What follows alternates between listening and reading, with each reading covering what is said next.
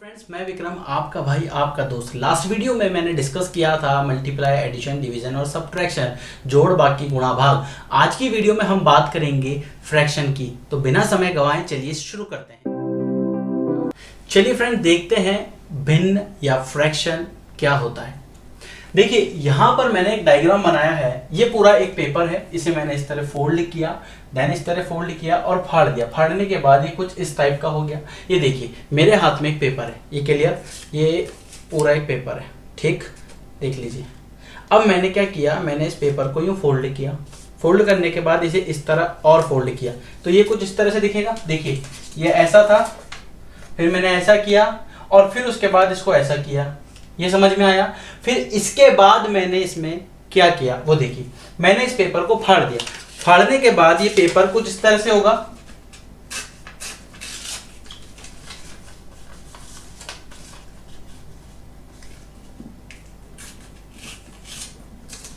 ये आप देख सकते हो यहां पर ये चार भाग हैं, ठीक है, क्लियर हो गया, चार पार्ट हो गए। अभी एक पेपर था जिसके मैंने चार पार्ट कर लिए हैं, ये क्लियर है। अब आपको करना क्या है, देखिए यहां पर वो जो मैं समझाने की कोशिश कर रहा हूं वो देखिए, ये पूरा इसका एक पार्ट है, ठीक है, ये पूरा। अब इसे मैंने अगर फोल्ड कर लिया तो दो पार्ट हो गए ना फोल्ड करने के बाद। तो इसे मैं, अगर आप चाहो तो इसे दो बोल सकते हो, और आप चाहो अगर इसे एक में ही कैलकुलेट करना तो आप इसे एक में भी कैलकुलेट कर सकते हो। लेकिन जब हम बात करते हैं फ्रैक्शन की, तो फ्रैक्शन होता क्या है, जैसे मैंने एक ये लिखा, ये पूरा नंबर है, ये पूरा एक पेपर है। इस पेपर के मैंने दो टुकड़े कर दिए, तो मैं इसे लिखूंगा कि ये आधा पेपर है। समझ में आया। जितने टुकड़े करे वो मैंने नीचे लिख दिया, ये पूरा उसका पेपर का एक भाग है। क्लियर हुआ। अब हम बात करेंगे इसकी, तो ये कितना है, उसके चार टुकड़े एक तरह से, तो ये कितना हो गया, 1/4। या आप दूसरे तरीके से बोलो तो क्या बोलोगे कि इन चारों को जोड़ने से एक पेपर बना और उसका सिर्फ एक इतना सा भाग है। ये एक सिंगल भाग जो है इसका, वो आप बोल सकते हो, ये एक सिंगल पार्ट वो ये रहा। क्लियर। कितने में से, चार में से। आप इसे दो तरह से पढ़ सकते हो कि एक जो था उसके मैंने चार पार्ट कर दिए, ऐसा बोल सकते हो। और अगर आप चाहो तो इसे ऐसे भी बोल सकते हो कि चार पार्ट है उसमें से सिर्फ एक लिया है। क्लियर हुआ। अब इसी तरह से देखो यहां पर है, तो ये 1 2 3 और 4, ये चार पार्ट हो गए इसके। तो ये वाला भाग कितना है इसका, अगर मैं इसके पार्ट का बात करूं तो ये कितना है, 1/4, क्योंकि ये एक ही पार्ट है इसका। अब आप देख सकते हो ये जो इस फॉर्मेट में लिखा हुआ है ना, जैसे 1/4 इस तरह से लिखा हुआ है, इस फॉर्मेट को हम बोलते हैं फ्रैक्शन। अब ये आपके लिए एक नया है जिसे हम बोलते हैं भिन्न फ्रैक्शन, हिंदी में बोलते हैं इसे भिन्न। जिसका इस फ्रैक्शन का, जैसे मान लीजिए 1/4 फ्रैक्शन है, तो यहां पर इसको बोलते हैं 1/4। पढ़ते कैसे इसको रीड करते हैं 1/4। क्लियर हुआ। अब इसका जो ये वाला पार्ट है, ऊपर वाला पार्ट, यानी जो लाइन है ना, उस लाइन के ऊपर वाले पार्ट को हम बोलते हैं न्यूमरेटर, या इसे हम बोलते हैं अंश। और इसे हम बोलते हैं जो नीचे है, लाइन के नीचे वाले पार्ट को हम बोलते हैं हर या डिनोमिनेटर।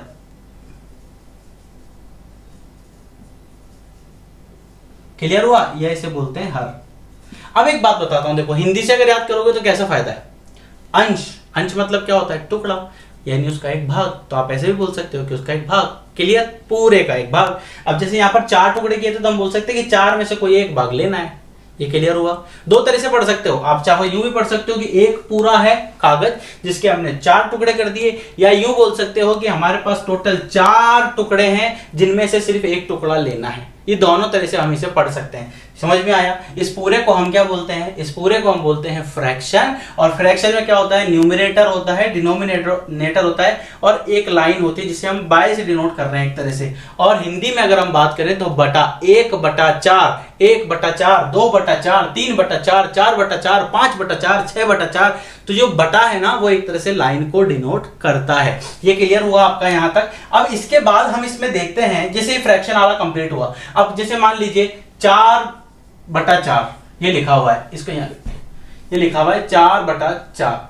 तो 4/4 का मतलब 4 के 4 भाग, तो कितना हो जाएगा, एक पूरा है, उस पूरे को 4 मान लिया, यानी कि एक जो है ना वो अब 4 के बराबर है, एक जो है ना वो 4 के बराबर है, तो 4 के 4 भाग कर लिए, इसे आप काटोगे तो वापस एक ही बन जाएगा। समझ में आया? क्लियर? इसी तरह से कोई भी नंबर होता है ना, कोई भी नंबर, उसे आप इस तरह से लिख सकते हो। जैसे मान लीजिए मैं चाहता हूं कि मुझे एक को मैं 10/10 लिख सकता हूं, इस 10 को मैं चाहूं तो तोड़ के लिख सकता हूं, 2 × 5/10 ऐसे भी लिख सकता हूं। लेकिन बात तो घूम फिर के एक ही आ रही है कि वो जो है वो क्या है, वो जो है वो पूरा क्या है, एक है। क्लियर? अब हम बात करते हैं इसके टाइप्स की। नेक्स्ट हम बात करेंगे इसके टाइप्स की, इसके प्रकार की, कौन कौन से प्रकार होते हैं। पहला होता है साधारण या समभिन्न, जिसे हम प्रॉपर फ्रैक्शन कहते हैं। साधारण या समभिन्न जिसे हम प्रॉपर फ्रैक्शन कहते हैं। इसमें क्या है, अंश अगर छोटा हो हर से, एग्जांपल देखो,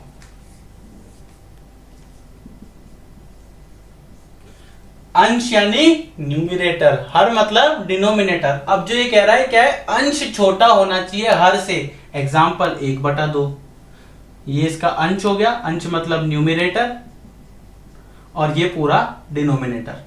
तो अंश जो है आप इसे इस तरह से याद रख सकते हो, अंश को हम क्या बोलते हैं, न्यूमरेटर, ये छोटा होना चाहिए डिनोमिनेटर से।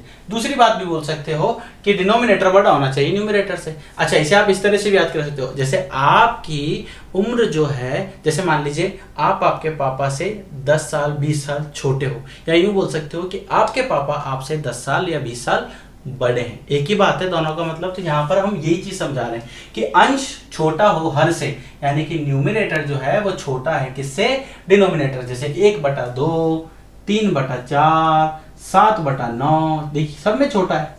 क्लियर? किससे छोटा है, नीचे वाली नंबर से। यहां क्लियर हो गया। नेक्स्ट हमारे पास होता है विषम भिन्न या इम्प्रॉपर या ऑड फ्रैक्शन। इसे हम क्या क्या बोलते हैं, इम्प्रॉपर भी बोलते हैं और ऑड भी बोलते हैं। लेकिन इसका मतलब क्या होता है, जिसमें अंश जो है हर से बड़ा हो अथवा बराबर हो। जैसे सेकंड वाले के एग्जांपल की बात करें तो सेकंड वाले क्या कह रहा है कि अंश जो है वो हर से बड़ा हो, यानी इसको उल्टा लिख दो, इसको उल्टा लिख दो, इसको उल्टा लिख दो। ये भी होता है, अगर मान लीजिए 4/4 लिख रहा है तो ये भी एक तरह से क्या हुआ, इम्प्रॉपर, क्योंकि इसमें अंश जो है वो हर से बड़ा भी है और बराबर भी है। तो आप देख सकते हो यहां पर बराबर है और यहां पर क्या है, अंश क्या है, बड़ा है, इसमें भी क्या है, बड़ा है, इसमें भी क्या है, बड़ा है। क्लियर हुआ? नेक्स्ट हम बात करते हैं मिश्र भिन्न की या मिक्स्ड फ्रैक्शन की। ये क्या होता है, इसमें इसका मतलब होता है अगर कोई भी मिश्र या कोई भी फ्रैक्शन जो है वो अगर आपको एक तो पूर्णांक, कल वाली वीडियो जो मैंने बताई थी आपको सेकंड क्लास के अंदर या फर्स्ट क्लास के अंदर कि इंटीजर्स क्या होते हैं, ये उसी से रिलेटेड है। पूर्णांक और साधारण भिन्न दोनों की मदद से लिखी जाती है। पूर्णांक यानी इंटीजर, पूर्णांक जो अंक पूरा हो। तो थर्ड वाले का एग्जांपल क्या हुआ, जो अंक पूरा हो, अंक पूरा जैसे 1 पूरा अंक है, 2 पूरा है, 3 पूरा है, 4 पूरा है, 5 पूरा है, ये सारे नंबर क्या है, पूरे। लेकिन 1/2 जो है ये एक पूरा नंबर नहीं है। लेकिन इसने क्या कहा कि ऐसा नंबर जो पूर्णांक और साधारण भिन्न दोनों की सहायता से लिखा जाए, तो 1 सही 1/4, ये समझ में आया, 2 सही 3/4, ये समझ में आया। ये साधारण भिन्न जिसमें क्या होता है, न्यूमरेटर जो है वो छोटा होता है किसे, डिनोमिनेटर से। तो ये है, ये देख लीजिए। और इसको हम लिख भी कैसे सकते हैं, इसका मतलब होता है 1 + 1/4।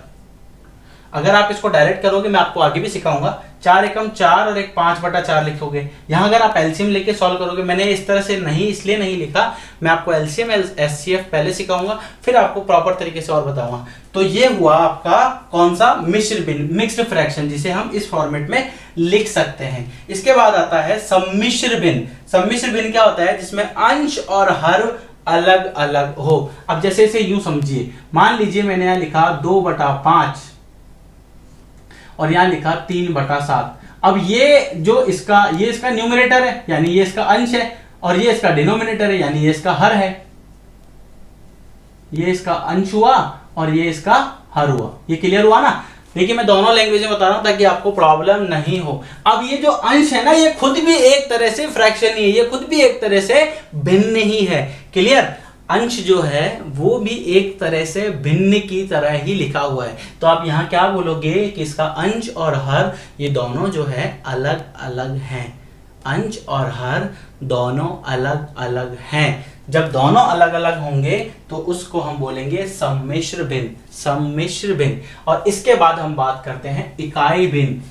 जिस भिन्न का, जिस फ्रैक्शन का अंश जो है यानी न्यूमरेटर अगर एक होता है, जैसे मान लीजिए 1/2, 1/4, 1/6, 1/7, 1/8, 1/9, 1/10, 1/11, 1/12, इस तरह से अगर होता है तो आप बोल सकते हो कि वो एक इकाई भिन्न है, यानी यूनिट फ्रैक्शन है। क्लियर हुआ? यूनिट फ्रैक्शन है। क्लियर?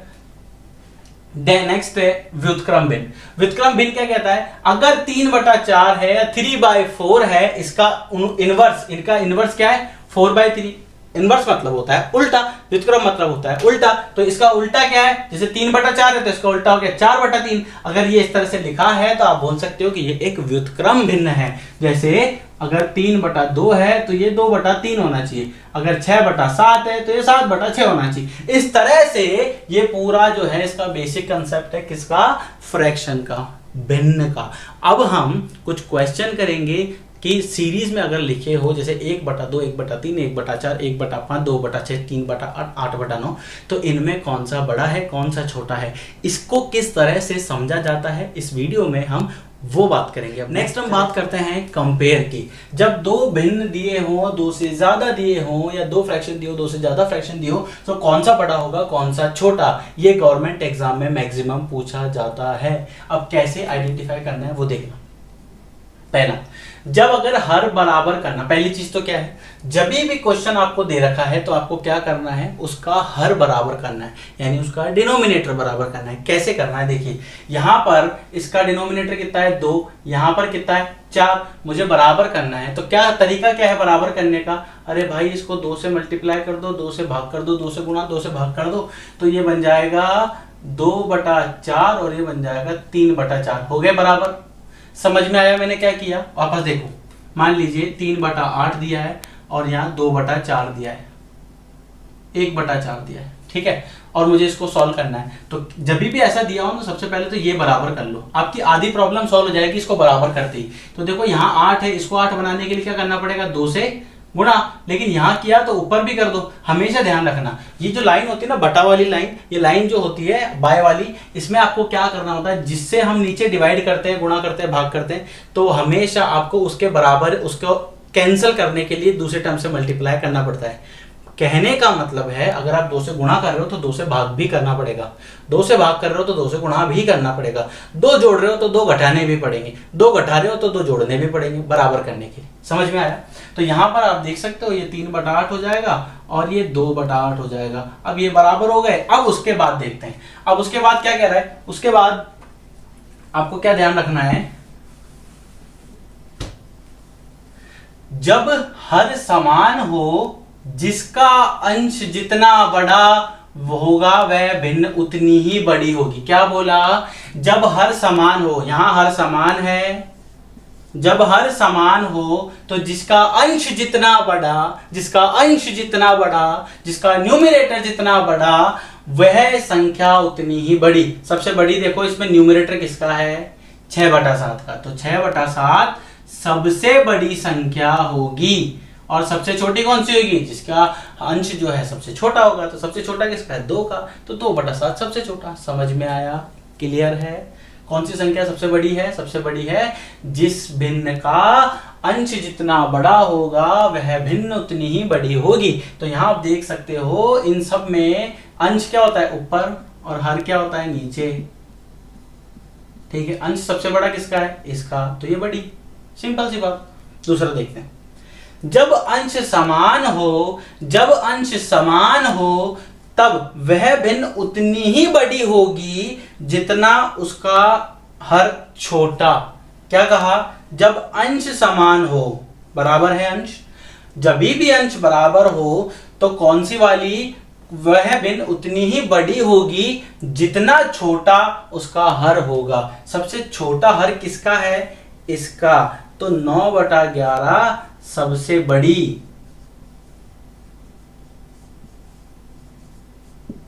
दूसरे तरीके से बताऊं क्या? बहुत इजी बताता हूँ।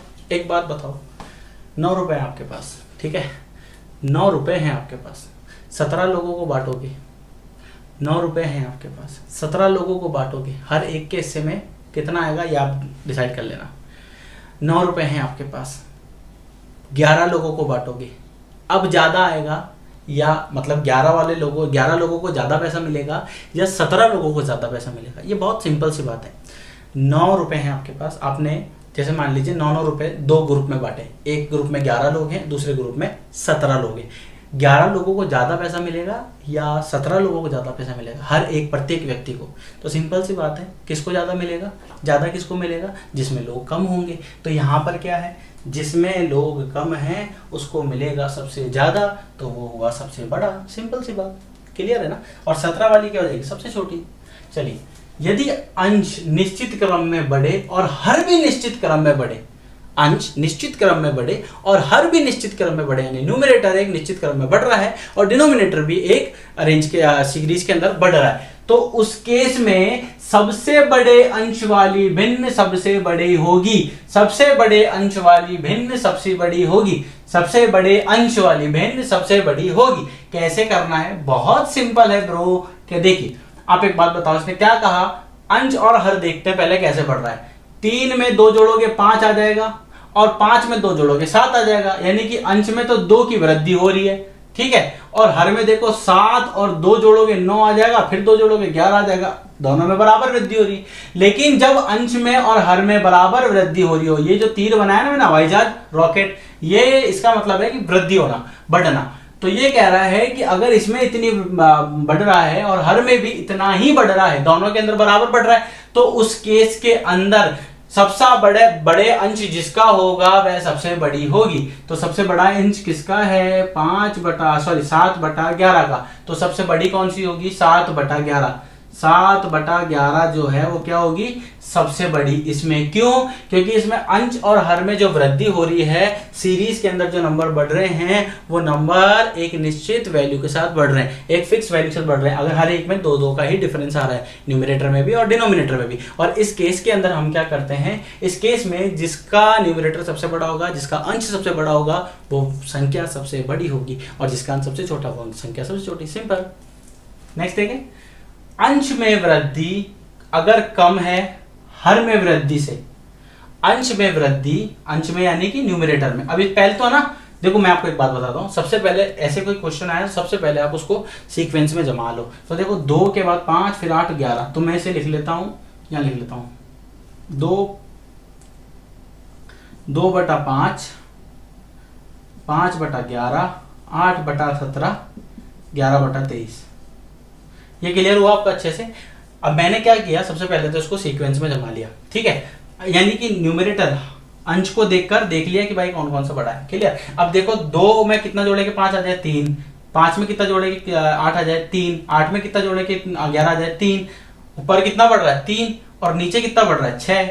ये देखो 6, ये देखो 6। हर बार कितना बढ़ रहा है? ऊपर कितना बढ़ रहा है? 3, नीचे कितना बढ़ रहा है? 6। यहाँ क्या दिया है कि अंश में वृद्धि अगर कम है, किससे? हर में वृद्धि के। अंश में कितने की हो रही है? 3 की। हर में कितनी हो रही है? 6 की, जो क्या है? छोटी है। तो सबसे बड़े अंश वाली सबसे बड़ी होगी। तो सबसे बड़ा अंश किसका है? 11 का। तो सबसे बड़ी भी कौन सी होगी? 11/23। समझ में आया? ये आपका एक बेसिक सा कंसेप्ट था। अब हम करेंगे कुछ क्वेश्चन, और सबसे पहले एक पार्ट और बचा है आपका, दशमलव या डेसिमल।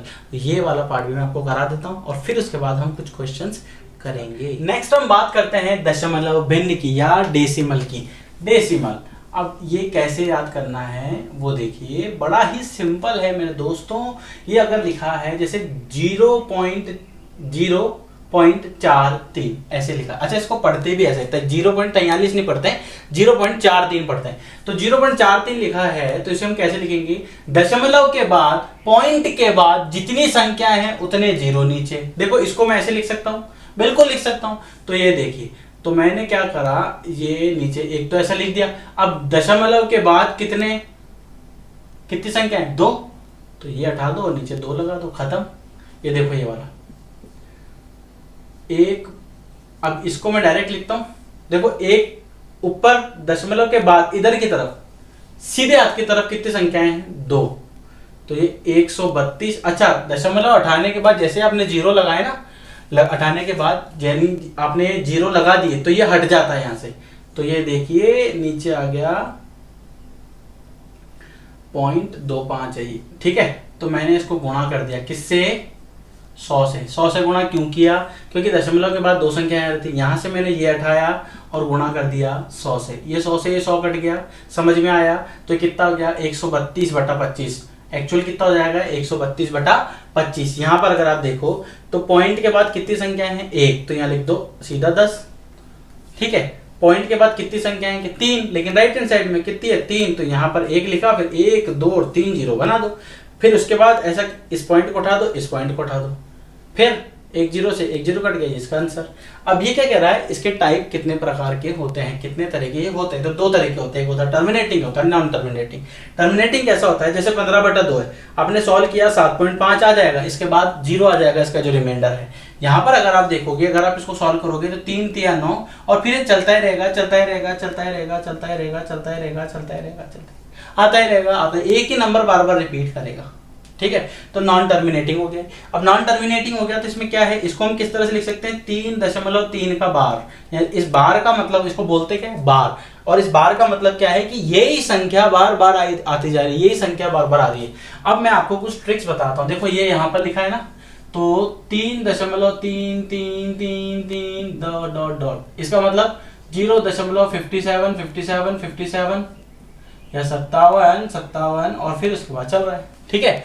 अब इसी तरह नेक्स्ट कुछ देखते हैं, ट्रिक के थ्रू मैं आपको कुछ बताता हूं, इसको नोट कीजिएगा, फिर क्वेश्चन दूंगा, उन क्वेश्चन को आपको करना है कमेंट सेक्शन जो कि जिंदाबाद है, आपको उसमें क्या करना है? उसमें अपने आंसर को लिखना है। अब देखिए करना क्या है, बड़ा सिंपल है दोस्तों, ये आपको ध्यान से देखना है। पॉइंट के बाद जितनी संख्या है, दशमलव के बाद जितनी संख्या दे रखी जिसके ऊपर बार है, ये संख्या लिखा और नीचे 9 लगा दिया। कितने 9 लगाने हैं? जितनी संख्या के ऊपर बार है उतने 9 लगा दीजिए। अगर 130 की बात करूं तो बड़ा सिंपल सा है, 130 लिखना है, नीचे 999 लगाना है। ऐसा क्यों? क्योंकि यहां पर आप देख सकते हो 3 संख्या के ऊपर बार है। अगर मैं इसकी बात करूं तो ये तो इससे भी ज्यादा इजी है, ऐसा कोई भी दिखे तो 1254 लिखा, लेकिन ध्यान रखना यहां पर सिर्फ 2 संख्या पे बार है और वो 2 संख्या जो है वो 54 है और 54 के ऊपर बार है। तो क्या करना है? 1254 में से 12 को माइनस किया, जितनी संख्या पे बार है उतने 9 लिखे और जितनी संख्या पे बार नहीं है उतने 0 लगा दो, आंसर आ जाएगा। यहां आप देखो 8.81 का बार दिया है तो ये और भी इजी हो गया, आप इसे लिखिए 881/99। ऐसा क्यों लिखा गया? आप देख सकते हो 2 संख्या पे बार है, इसलिए हमने 2 9 नीचे लगा दिए हैं। ये आपको समझ आया? अब मैं आपको कुछ क्वेश्चन दूंगा, आपके होमवर्क जो आपको करने हैं, और कमेंट सेक्शन में बताना है कि कौन सा बड़ा है, कौन सा छोटा है और किस तरह से हम इसे चेंज करेंगे, कैसे कैसे इसकी वैल्यूज आएंगी। चलिए नेक्स्ट देखिए, मैंने यहाँ पर आपको कुछ क्वेश्चन दिए हैं, आपको इन क्वेश्चन को लिखना है। जब आप कमेंट सेक्शन में आंसर लिखोगे तो आपको कैसे लिखना है? फर्स्ट पार्ट, और फर्स्ट पार्ट का कोई भी क्वेश्चन हो, जैसे फर्स्ट सेकंड थर्ड फोर्थ, तो आप इस तरह से बता सकते हो। और सेकंड पार्ट का जो क्वेश्चन है 14 तक, वो आप बता सकते हो। मैं उम्मीद करता हूं वीडियो आपको समझ आया होगा। वीडियो को like share subscribe and comment करना ना भूलें। अगर आपने प्रैक्टिस नहीं की तो आपका पूरा लॉस हो जाएगा। केवल 7 डेज का मिनी इन्वेस्टमेंट 20 मिनट का आपको मैथ्स के डर से दूर कर सकता है। आपको करना है सिर्फ इतना है, 20 मिनट खुद के ऊपर रोज इन्वेस्ट करने हैं। तो चलिए इजाजत लेते हैं और कल फिर मुलाकात होगी एक नए टॉपिक के साथ। चलिए।